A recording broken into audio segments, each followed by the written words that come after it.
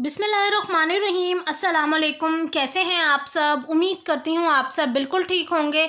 आज की video class 7 की हिस्ट्री की बुक पर है और आज की वीडियो में बच्चों बेसिकली मैं आपके साथ chapter number 4 Muslims in South Asia इसकी एक्सरसाइज के सॉल्यूशन का पार्ट 2 शेयर कर रही हूँ, जिसमें मैं आपके साथ लॉन्ग क्वेश्चन आंसर का सॉल्यूशन और इसके अलावा क्रिटिकल थिंकिंग का जो सॉल्यूशन है वो शेयर करूँगी।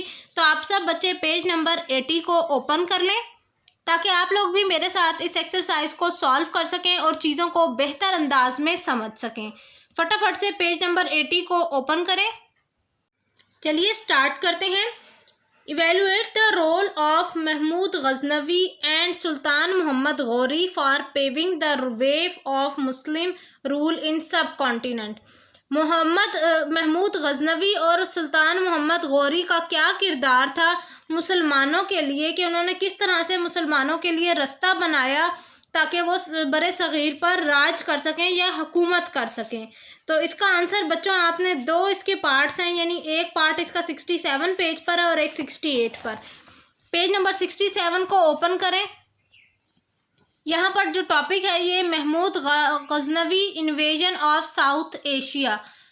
महमूद गजनवी का हमला, इन्वेजन का मतलब देखिए लिखा हुआ भी है मैंने ऊपर, हमला है साउथ एशिया पर।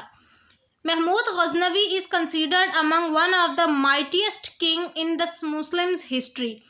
ही was born in 927 AD. Mahmud Ghaznavi became a king when he was about 26.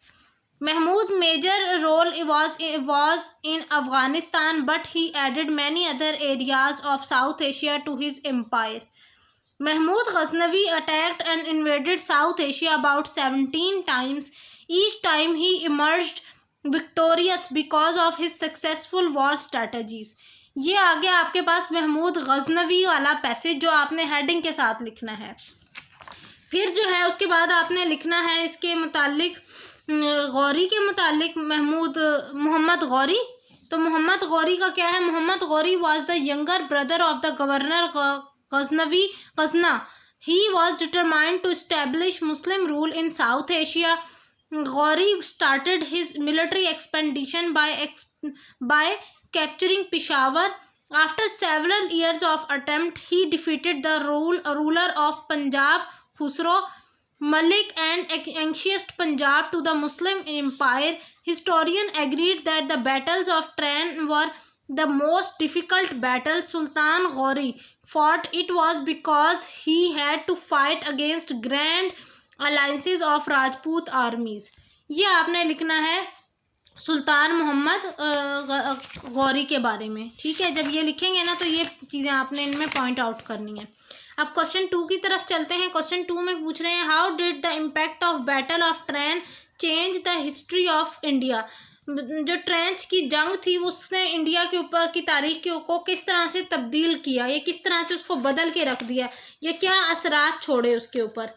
तो आप सब बच्चे पेज नंबर 69 को ओपन करें। यहाँ पर हमारे पास यहाँ से स्टार्ट करेंगे। According to historian the second battle of trench 1192 AD is regarded as one of the turning point of Indian history. ये लिखेंगे। फिर उसके बाद आगे इम्पैक्ट ऑफ, अब सेकेंड बैटल नहीं लिखेंगे, सिर्फ आप काट के इसको लिखेंगे battle of trench. Muslim occupation of India could never be wiped out. This unity of Indian princes were exposed. The Muslims were far superior to the Indian army in military skills and weapons. The Battle of Trench paved the way for foundation of the Muslim rule in India. ये impact आ गया। अब हमने फिर उसके बाद ये last passage भी ज़रूर लिखना है क्योंकि ये एक लॉन्ग क्वेश्चन है ना, तो हमने इसको तफसील से लिखना है। After the heroic victory of Trench, Sultan Ghori chose Qutbuddin Aibak as his governor. Following his command, Qutbuddin Aibak marched further and successfully conquered many other areas including Meerut, Delhi, Gwalior, Mohammad. अब यहाँ तक आप बस यहीं तक लिख लीजिएगा, यहाँ से आगे डिटेल लिखने की आपको ज़रूरत नहीं है। यहाँ तक आपने लॉन्ग क्वेश्चन राइट डाउन करना है नंबर 2 इम्पैक्ट ऑफ ट्रेंच का। अब चलते हैं नेक्स्ट क्वेश्चन की तरफ। नेक्स्ट क्वेश्चन में क्या है, in your opinion who was the best ruler of Delhi सल्तनत, आपके ख्याल में दिल्ली सल्तनत का सबसे अच्छा और अजीम बादशाह कौन रहा है। तो पेज नंबर 72 को आप सब बच्चे ओपन करें। पेज नंबर 72 पर यहाँ पर हमारे पास आंसर है अलाउद्दीन खिलजी। अलाउद्दीन खिलजी बेहतरीन जो है ना पूरी सल्तनत में बादशाह, सबसे बेहतरीन बादशाह यही रहे हैं दिल्ली सल्तनत के। He ruled as Sultan of Delhi from 1296 to 1316 AD. Alauddin Khilji ascended to the throne after eliminating the Sultan Jalaluddin Firoz Khilji.